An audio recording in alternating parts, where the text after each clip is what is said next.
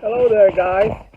This is new DM Ariel coming to you from beautiful Northern California. And I want to say that I am really sorry that I have not dropped any videos for a couple of weeks now. I think several weeks. And it's been kind of an off time because I've had some issues with that I had to, some personal issues. But I'm back and I'm hoping to make more videos for you. And today I wanted to go ahead and make a video about, I don't know if I touched upon this topic before. I was talking about in an earlier video about some mechanics from older editions of Dungeons and Dragons that you can drop into your 5e game. And I wanted to touch upon that and expand on Moldvay. Here is my copy. I don't know if you can see that well, but that's my copy of the Moldvay rule set. And there's a mechanic there for combat that I really like. And I talked about, I think briefly before, maybe during the Moldvay video discussion, but I wanted to go a little bit more in depth into the mechanic dealing with morale for when you're fighting a group of monsters or a group of creatures.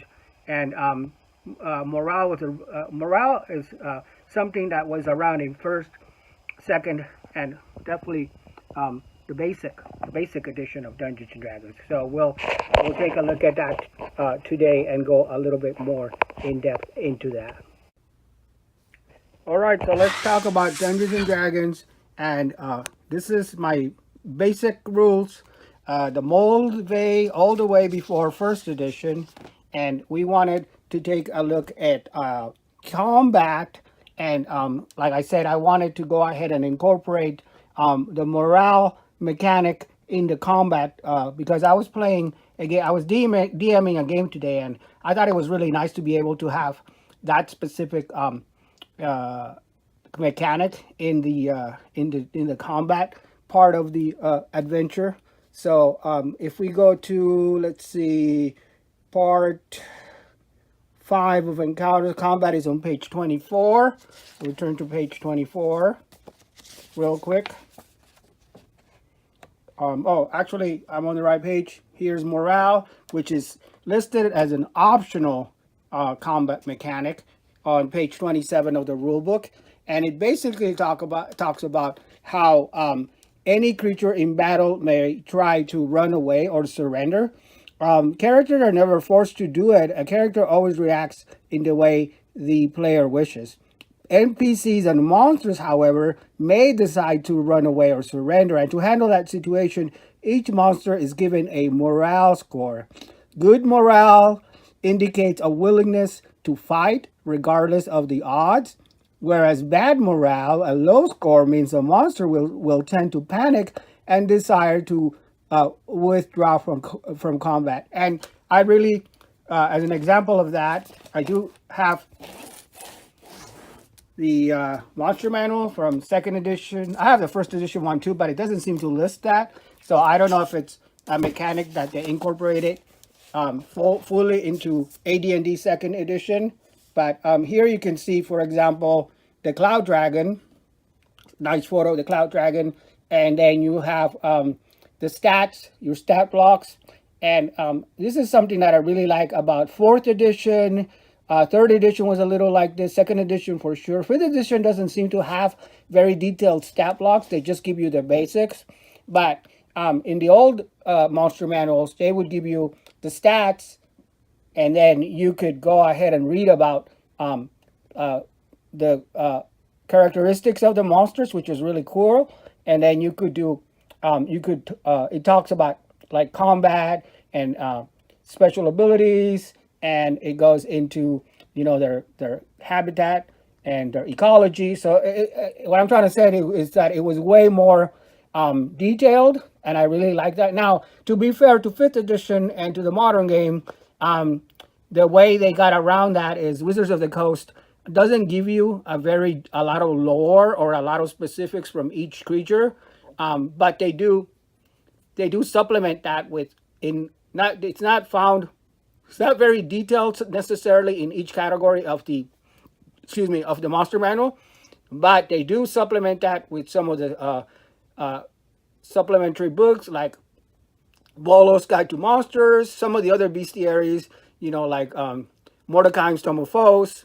And I know that the new one that just came out, which was the Monsters of the Multiverse, has all the stats, but it's not as detailed in the lore chapters as we had in the other books. But anyway, I digress. We're here to talk about morale, which is an old mechanic for Dungeons and Dragons. And you can see that the Cloud Dragon, for example, each monster will have their own stats, alignment, hit dice, a thaco, which is no longer used, and there's the morale value, right? It's a large size creature, and their morale value is listed as fanatic and as a 17.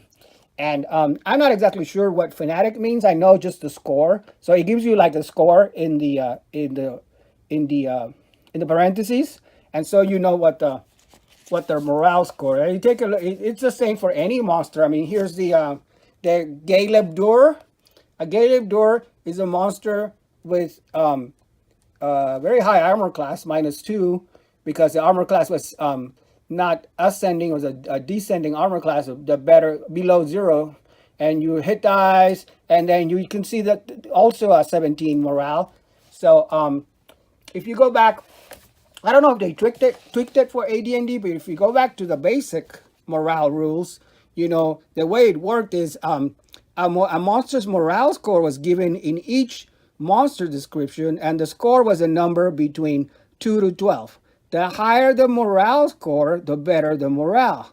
A score of 6 to 8 was considered average, and a score of 2 then means that the monster is not going to fight, because you got a range between 2 to 12. So if you have a 2 on your score, that means the monster will not be fighting.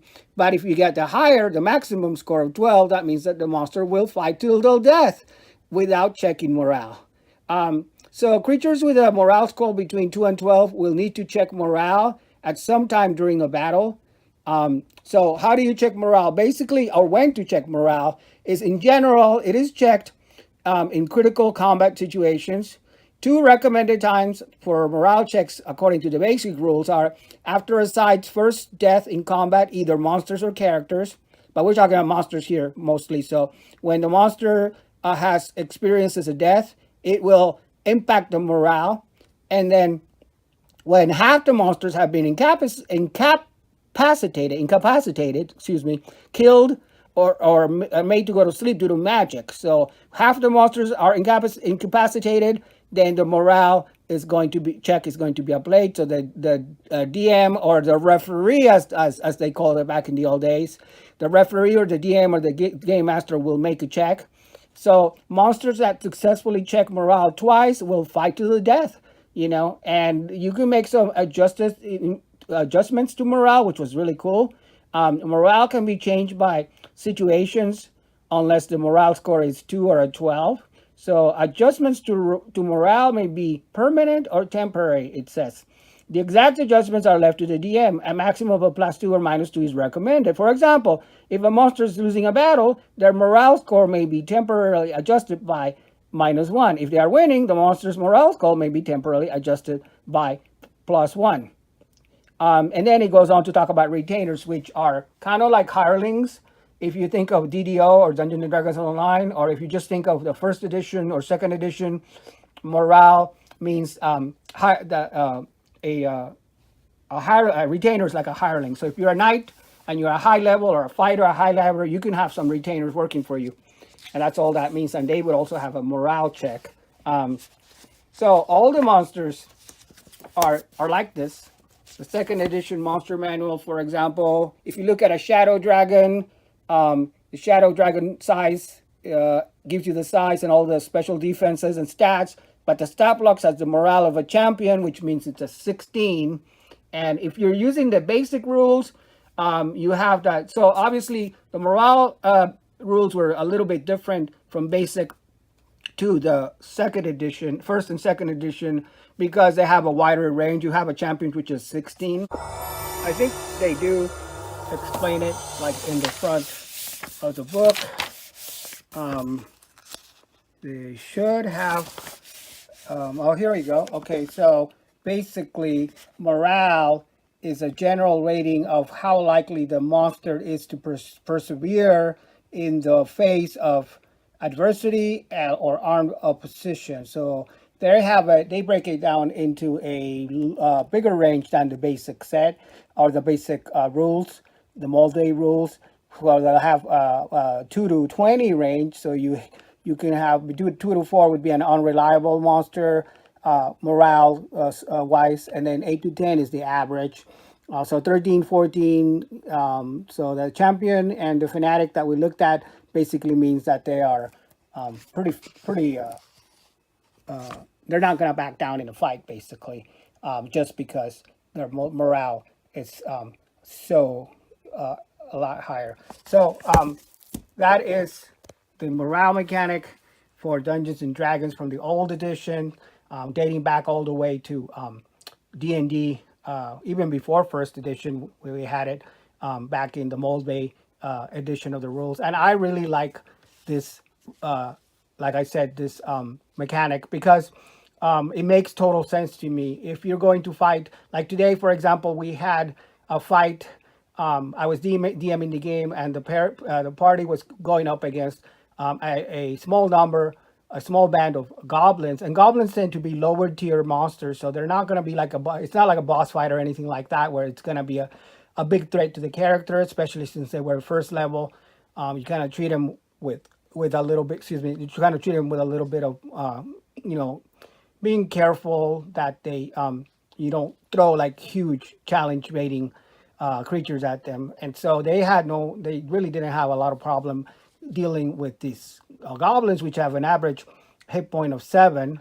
And so they were easily dealing with them. And actually what ended up happening is that 2 of the monsters were defeated, and the third goblin just ran away. He just kind of bolted because a goblin is, like I said, they're kind of cowardly, and they're not going, if they see their comrades or colleagues or other peers being defeated, they're not going to stick around for long.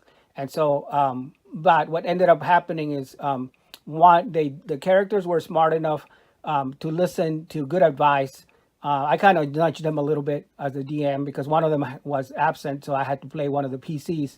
But there was a suggestion to go ahead and take prisoners and take one of the remaining monsters that was one of the remaining goblins as hostage, so they could get more information, and they did, and that moves the adventure along. So that was pretty much what I expected to happen. And so there you have it. The morale mechanic for can be easily inserted or incorporated into your 5e games, and I hope you use it because I think it's a great way to. It's very realistic, and it's a great way to. You don't roll a lot of checks for it, but it makes total sense to me that sometimes the opposition or monsters are not going to stick around if the battles are not going well for them. So thank you so much for tuning in or finding us again here on the YouTube channel. And if you like this kind of content, don't forget to subscribe, to hit the like button, or to ring for notifications. And until next time, this has been New DM Ariel, and may all your roles be with you.